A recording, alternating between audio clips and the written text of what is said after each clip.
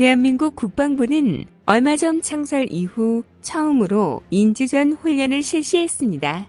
인지전은 적의 지휘부나 국민에게 가짜 정보를 퍼뜨리고 이를 바탕으로 잘못된 선택을 하도록 하는 것입니다. 현재 중국이 대만을 상대로 그리고 하마스가 이스라엘을 상대로 인지전을 펼치고 있고 이에 대한 대응과 연구가 지속적으로 이루어지고 있습니다. 영상을 보기 전 구독, 좋아요, 알림 설정 부탁드립니다. 인지전은 적의 지휘부나 국민에게 가짜 정보를 퍼뜨리고 이를 바탕으로 잘못된 선택을 하도록 하는 것입니다. 이 잘못된 선택으로 병력과 무기, 장비를 운용하는데 실수를 일으키게 유도하여 손실까지 입게 하는 것입니다. 대한민국 국방부는 2023년 상반기에 인지전을 수행하기 위한 전력 증강 방향 연구에 착수했습니다. 이는 인지전을 수행하는 전투 요원을 양성하고 인지전을 수행하는 플랫폼의 종류를 확인, 네트워크 등의 전력을 확보하는 방안이 주요 연구 대상입니다. 현재 중국이 대만을 상대로 인지전을 펼치고 있는데 이 인지전을 분석한 논문들을 예시로 들며 인지전에 대해 설명드리겠습니다. 인지전은 현재 중요한 현상이지만 개념에 대한 종의 합의는 이루어지지 않았습니다. 다른 사람의 정신 상태와 행동을 통제하기 위한 목적을 가지고 있습니다.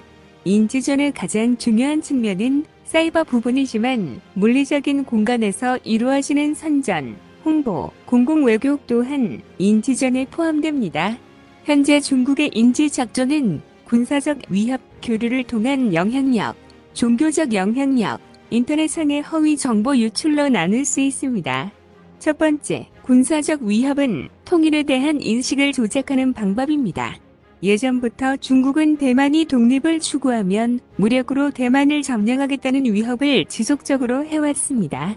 이러한 위협적인 발언을 지속적으로 해왔고 대만이 독립에 대한 지지도가 높아질 경우 군사력을 동원해 대만을 위협했습니다.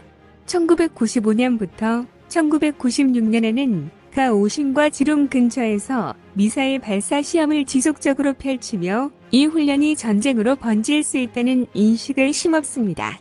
그리고 1999년 대만에서 중국과의 관계를 국가 대 국가로 정해했을 때 중국은 군사활동을 2배로 늘렸습니다. 이런 군사적 활동을 지속적으로 펼치면서 대만의 독립은 전쟁을 불러일으킬 수 있다는 인식을 심어줬습니다.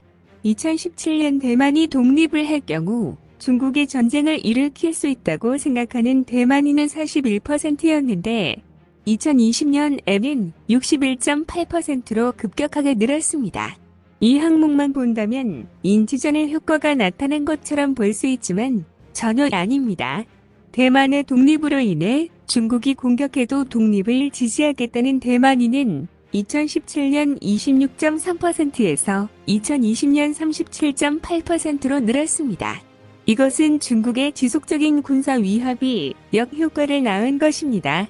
두 번째, 교류를 통한 영향력을 확대하는 것입니다. 중국이 대만 사람들에게 경제, 사회 문화적 혜택을 지속적으로 제공하여 수요를 늘게 합니다. 그리고 이 수요를 지속적으로 늘려 중국이 의존하게 만드는 것입니다.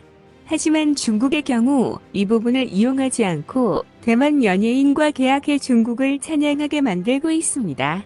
그리고 이러한 상황 때문에 분열이 더 늘어나고 있는 상태입니다. 세 번째, 종교적 영향력입니다. 현재 대만인의 70%는 불교와 도교입니다. 현재 중국은 이 두 종교를 활용하여 대만과 문화적, 정치적 연결을 강화시켰습니다. 중국 공산당 산하의 종교교류협회를 만들어 축제를 개최했으며 이를 통한 교류를 지속적으로 가졌습니다. 그래서 이 축제를 통해 중국과 대만이 동일한 종교와 문화를 가지고 있다는 인식을 형성시켰습니다. 현재 중국의 정치적 지도자들은 종교를 믿지 않고 있기 때문에 종교를 도구로 삼는다는 것을 증명할 수 있습니다. 네 번째, 인터넷상의 허위 정보 유출과 개인정보 수집입니다. 중국의 경우 2017에서 2018년 사이에 해피PPCC라는 사이트를 통해 허위 정보를 대량으로 가공하고 유출시켰습니다. 그리고 페이스북에 게임과 심리 테스트 페이지를 만들어 개인 정보를 수집했습니다. 이런 4가지의 방법을 통해 인지전을 펼치고 있으며 그 대상은 대만인, 그리고 그 대만인 중에 충분한 지식이나 정치적 관심이 부족한 청중이 대상입니다.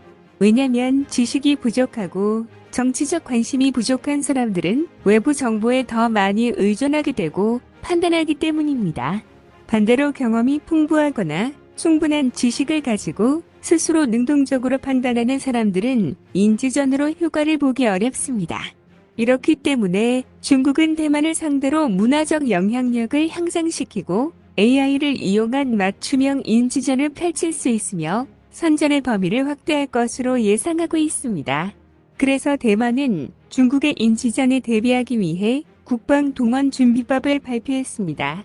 중국과 대만의 사례뿐만 아니라 2021년 하마스의 경우 SNS로 가짜뉴스를 지속적으로 배포했습니다. 이것도 인지전의 하나인데 이스라엘은 이 인지전에 대응하기 위해 대변인 부대를 창설하여 가짜뉴스에 대한 팩트체크를 하고 있습니다. 현재 우리나라 또한 북한에 대한 인지전에 대해 인식을 하고 있으며 이에 관한 연구도 진행되고 있습니다. 북한이 최근 과도하게 핵 위협을 가하고 있고 공포감을 조성해서 인지전을 펼치고 있다는 연구입니다. 연구에는 북한이 인지전을 통해 대한민국의 인식 전환을 꾀하려는 조짐이 보인다고 했습니다. 그리고 북한이 미국에 대한 전략적 억제 역량을 확보하기 위해서는 대륙간 탄도미사일의 완성을 보여줘야 하는데 북한은 인지전을 먼저 펼쳤고 이는 2022년부터 집중되어 왔다고 했습니다. 대한민국 국군은 북한의 인지전의 배경인 인터넷, SNS, 인공지능 기술이 개인과 대한민국에 미치는 영향력이 커지는 것을 알게 되었습니다. 그리고 이 인지전으로 개인을 조작하여 대중과 국가의 저항 의지를 꺾으려는 최종 목표에 대응하기 위해 준비를 하고 있다 합니다. 이 인지전에 대한 개념과 대응을 좀 더 연구하기 위해 국방부, 국정원, 외교부가 2023년부터 연구에 착수했다는 보도도 있었습니다. 미국은 2017년도에 인지전에 정해 개념, 군사작전을 담은 교리를 발간했고 북대서양조약기구는 2021년도에 교리를 발간했습니다. 2023년부터 인지전에 대비한 대한민국은 전략 방안에 늦은 감이 있다는 지적도 있었습니다. 그래서 2017년부터 인지전에 대해 연구를 해온 미국과 북한 지휘부를 교란시키기 위한 인지전 연합훈련을 올해부터 처음 시작하게 된 것입니다.